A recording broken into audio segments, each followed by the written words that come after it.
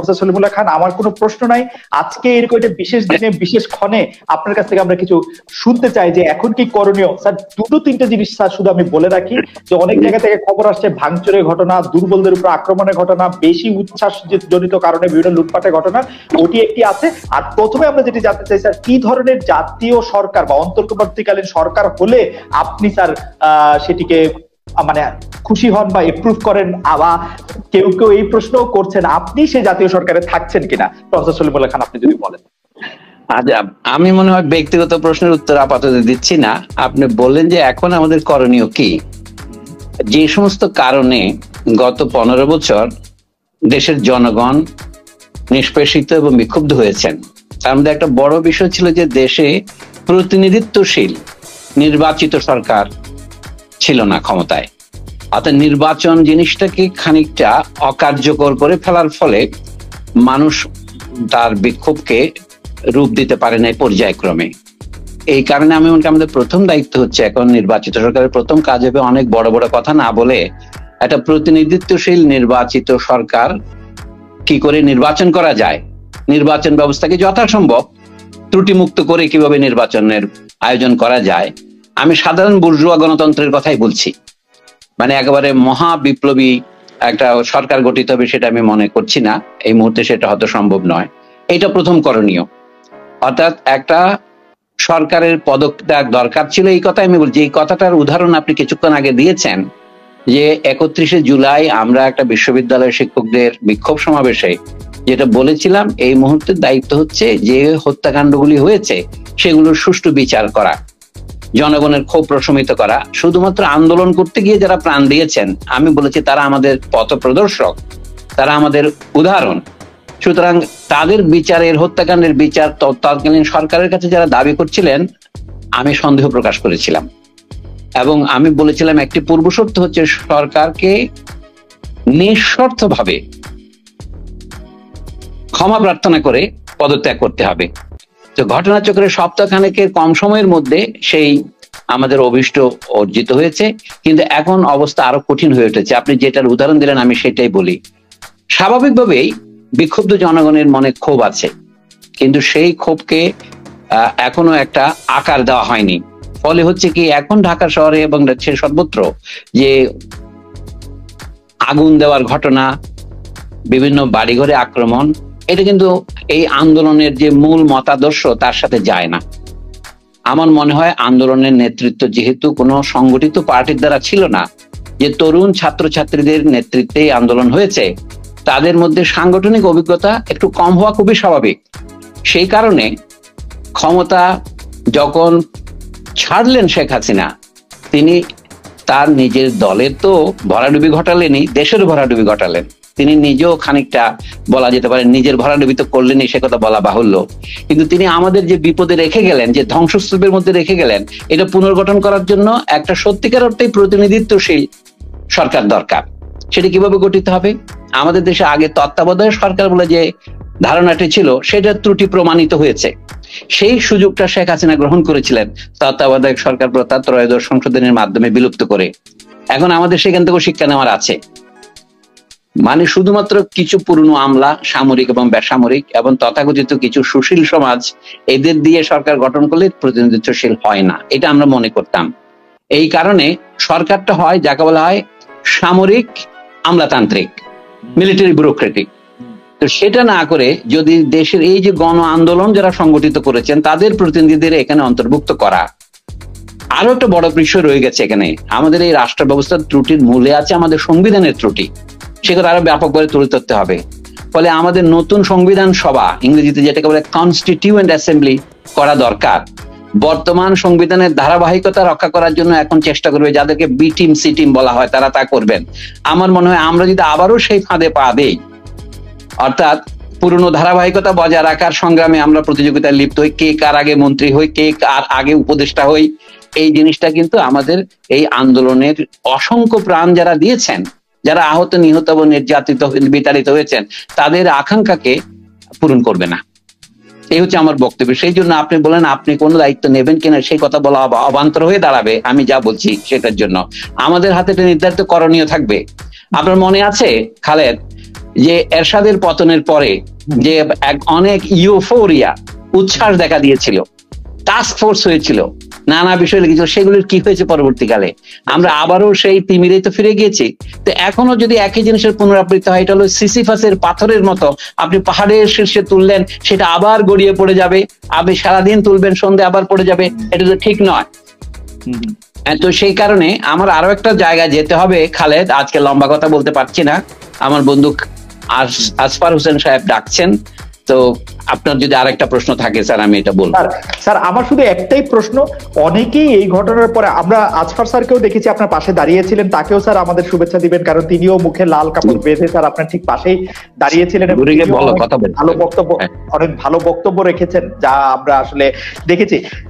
Sir একটা জিনিস অনেকে এই প্রশ্ন করছেন, দুটো শব্দ কয়েন করছেন, যেটি আপনারই কয়েন করা শব্দ, একটা হচ্ছে বেহাত বিপ্লব। এখন পর্যন্ত সেই বিপ্লব বেহাত হচ্ছে কিনা সেটির একটা জায়গা আপনি বলেছেন, আপনার সংখ্যার কথাও বলেছেন, কিন্তু আমি স্যার, আপনি তো একজন জুরিস্টও বটে, আমি স্যার সাংবিধানিক অবস্থার একটু জানতে চাচ্ছি যে সংবিধান সম্মত ভাবে সরকার গঠন, অন্তর্বর্তী সরকার গঠন, এটা কি করে সম্ভব? স্যার আপনি যেহেতু আত্মীয়ের বাসায় আছেন, ব্যস্ত আছেন, আপনি সংক্ষেপে বললে হবে, বা এখন কি আমরা একটা সংবিধান থেকে একটু দূরে আছি কিনা, বা কি অবস্থায় আছি সেটা যদি একটা বলতেন। আমাদের সংবিধানে ঠিক প্রধানমন্ত্রী ছাড়া কি হয় সেটা ঠিক ব্যাখ্যা করা নাই বলে আমি যতদূর বুঝতে পারছি। জি, আমি একটা কথা বলি, আমাদের যে অভিজ্ঞতায় যেটা লাভ হয়েছে গত 53 বছরে, আমরা দেখি যে হয় আমাদের সামরিক সরকার আসে, অথবা আমরা প্রজাতন্ত্রের জায়গায় ইচ্ছা করে হোক বা অনিচ্ছা করে হোক এক ধরনের রাজতন্ত্রের দিকে ধাবিত হই। আমরা কি সত্যিকার একটা প্রজাতন্ত্র করতে পারি? আমাদের সংবিধানে কি তার প্রতিফলন আছে? প্রজাতন্ত্র কাকে বলে? জনগণের ইচ্ছাই হচ্ছে সার্বভৌমত্বের ভিত্তি, জনগণের ইচ্ছাকেই আমরা রাষ্ট্র আকারে রূপ দেই। আসলে জনগণের ইচ্ছা বাস্তবায়ন করার অনেকগুলো পদ্ধতি আছে। আমি বলি বুর্জোয়া গণতান্ত্রিক রাষ্ট্রসমূহের মধ্যে সবচেয়ে প্রাচীন সংবিধান সম্মত রাষ্ট্র হচ্ছে মার্কিন যুক্তরাষ্ট্র। আমরা মার্কিন যুক্তরাষ্ট্র নই, আমরা একটা ক্ষুদ্র রাষ্ট্র, তার একটা অঙ্গরাজ্যের চেয়ে আমাদের আকার বেশি বড় নয়। তবু বলছি কথাটা স্পিরিটের দিক থেকে আমরা ফরাসি বিপ্লব, রুশ বিপ্লব অথবা আমেরিকার বিপ্লব, এগুলো হচ্ছে আপনার অষ্টাদশ শতাব্দী থেকে বিংশ শতাব্দীর বিখ্যাত বিখ্যাত বিপ্লব গুলো, এমনকি চীনের বিপ্লব, সেখানে নানা জায়গায় দেখা গেছে একদলীয় শাসন কোথাও হয়েছে, কিন্তু আমি বহুদলীয় শাসন যেগুলি হচ্ছে সেগুলির কথাই বলি। যেমন মার্কিন দেশটাতে আছে একজন ব্যক্তি তার দুবারের বেশি মার্কিন যুক্তরাষ্ট্রের রাষ্ট্রপতি হতে পারবেন না। কথায় কথা বলছি, আমাদের দেশে আমাদের সংবিধানে এখন অভিজ্ঞতা থেকে বলছি, এক ব্যক্তি যেন একাধিকবার দুবারের বেশি না হয়, অথবা সেই পরিবারের আরেকজন পুত্র কন্যাকে যেন উত্তরাধিকার সূত্রে প্রধানমন্ত্রী বা রাষ্ট্রপতি করা না হয়, ইত্যাদি কিছু প্রতিবন্ধক রাখা যেতে পারে। আর একটা হচ্ছে মৌলিক অধিকার কোনো ক্রমে বাতিল করা যাবে না। এই যে যেমন এখনো স্পেশাল পাওয়ারস অ্যাক্ট আমাদের রয়েছে, তার মানে কি আপনাকে প্রায় অনন্তকাল ধরে জেলে বন্দি রাখা যাবে বিনা বিচারে। 120 দিন, 130 এইভাবে বাড়িয়ে বাড়িয়ে এই যে বিধানটা আছে, সেটা তো বাতিল কোনো সরকারই করেনি। আমি বলছি কি মৌলিক অধিকারের সার্বক্ষণিক গ্যারান্টি থাকবে সংবিধানে, এবং রাষ্ট্র শাসন একজনের কুক্ষিগত হবে না, এক পরিবারের কুক্ষিগত হবে না, এমনকি এক দলের কুক্ষিগত হবে না। আর মাঝে মাঝে বলা হয় এই যে আমাদের 15 বছর পরে যে বিস্ফোরণ ঘটলো, তাহলে শেখ হাসিনাকে অপমান নিয়ে পলাতকের মতো দেশ থেকে পালিয়ে যেতে হলো, যিনি বলতেন যে আমি পালিয়ে যাব না। এই যে ব্রিগেডিয়ার জেনারেল অবসরপ্রাপ্ত সাখাওয়াত হোসেন সাহেব আজকে প্রথম আলোতে লিখেছেন তাৎক্ষণিক মন্তব্যে যে তিনি তো শুধু নিজেকে ধ্বংস করলেন না, একটা ঐতিহ্যবাহী দল আওয়ামী লীগকেও ধ্বংস করে চলে গেলেন। তিনি, আমি তো তার সাথে যোগ করবো, আমাদের মুক্তিযুদ্ধের যা কিছু অর্জন, যা কিছু গৌরব, সেটাকেও তিনি ধ্বংস করলেন। আজকে আমি এই কথাটা শেষ করার আগে বলি, এখন এই যে কেউ কেউ এখানে আন্দোলনের সুযোগে সাম্প্রদায়িক উস্কানির চেষ্টা করতেছেন, আমরা দ্বিধাহীন এবং দ্ব্যর্থহীন ভাষায় একে অভিসম্পাত দেই, এর নিন্দা করি। এই যে বিভিন্ন জায়গায় শোনা যাচ্ছে তারা এটাকে সাম্প্রদায়িক রূপ দেওয়ার জন্য, একদিকে যেমন এটা কিন্তু শেখ হাসিনার স্ট্র্যাটেজিও হতে পারে, যে এটা এই আন্দোলনের নেতৃত্ব দিচ্ছে জামাত বিএনপি, এটা বলার জন্য। আজকে সেনা প্রধান সাহেব একটা ভুল করেছেন তার প্রথম বক্তৃতায়, তিনি কাকে কাকে ডেকেছেন এখানে, তিনি প্রথমে বললেন জামাতের আমির ছিল এখানে। এটা কি বার্তা দেয় জনগণের কাছে, যে মনে হচ্ছে না এই বিপ্লবের নেতৃত্ব জামাত দিচ্ছে, আওয়ামী লীগ তো এটাই চায়। আমার মনে হয় এটা একটা ভুল বার্তা পৌঁছাচ্ছে জনগণের কাছে। এই বিপ্লব একনায়কতন্ত্রের বিরুদ্ধে বাংলাদেশের মুক্তিযুদ্ধের প্রেরণাকে ধারণ করে। দেখেন আন্দোলনকারীরা সবাই বাংলাদেশের পতাকা ধারণ করেছে, সবুজ লাল পতাকা মাথায়। কাজে মুক্তিযুদ্ধের এই যে আরেকটা আমি নিন্দা করে বলছি, এখন যে বিভিন্ন জায়গায় আক্রমণ হচ্ছে, আমাদের বঙ্গবন্ধু শেখ মুজিবুর রহমানকে আমরা সমালোচনা করেছি যখনই করতে হয়, কিন্তু তাকে তো আমাদের জনগণ বঙ্গবন্ধু উপাধি দিয়েছিল। তো এখন তার যে স্মৃতি বিজড়িত মিউজিয়াম বাড়ি 32 নম্বর, সেইটাতে আগুন দেওয়া কি ঠিক হয়েছে? এখন ঢাকার যে থানাগুলিতে আগুন দেওয়া হচ্ছে, থানাগুলিতে আমাদের জনগণের সাময়িকভাবে একনায়কতন্ত্রের দোসর হিসেবে কাজ করেছে, সেগুলো আমাদের জনগণের বন্ধুও বটে, রক্ষা তো করবে। কাজে আমি দুটো কথা পরিষ্কার বলতে চাই আপনার মাধ্যমে দেশবাসীকে এবং সারা পৃথিবীকে, আমাদের এই আন্দোলন সাম্প্রদায়িক নয়। আমাদের এই আন্দোলনের লক্ষ্য হচ্ছে একনায়কতন্ত্র এবং রাজতন্ত্রের অবসান যদি বলি, কিন্তু এটা মুক্তিযুদ্ধের যে মূল অঙ্গীকার সাম্যকে পুনঃপ্রতিষ্ঠিত করবে। শেখ হাসিনা এবং খালেদা জিয়া উভয়ই, এবং এর আগে এরশাদ, এমনকি শেখ সাহেবের আমল থেকে আমাদের দেশে যে উন্নয়ন নীতি অনুষ্ঠিত হয়েছে, এটা হচ্ছে প্রাইভেট পাবলিক পার্টনারশিপ অথবা নিউ লিবারালিজম, নব্য স্বাধীনতাবাদ, মার্কিন যুক্তরাষ্ট্র এবং বিশ্বব্যাংকের প্রবর্তনায়। সেটা সমাজে অনিবার্যতই মাথাপিছু ইনকাম বাড়াবে কি বাড়াবে না সেই কথা আমি বাদ দিয়ে বলি, এটা মানুষের মধ্যে বৈষম্য বাড়ায় এবং সমাজের দারিদ্র বাড়ায়, সবচেয়ে বড় কথা বেকারত্ব বাড়ায়। বর্তমান আন্দোলনের আশু কারণ ছিল তরুণদের মধ্যে বিপুল পরিমাণ বেকারত্ব এবং তাদের সম্মুখে হতাশা।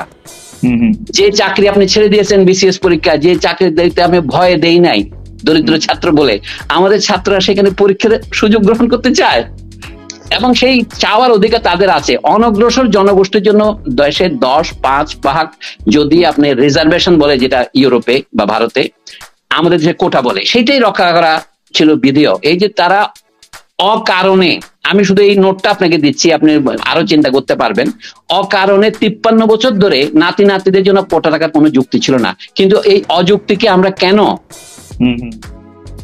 মানে বুঝতে পারিনি, এই না বোঝার ফলে এই জিনিসটা হয়েছে। এটা মুক্তিযুদ্ধ বিরোধিতা নয়, এটা হচ্ছে অসাম্য প্রতিষ্ঠার যে মানে কৌশল, তাতে মুক্তিযুদ্ধকে বিক্রয় করা, যেটার নাম হচ্ছে মুক্তিযুদ্ধের চেতনা।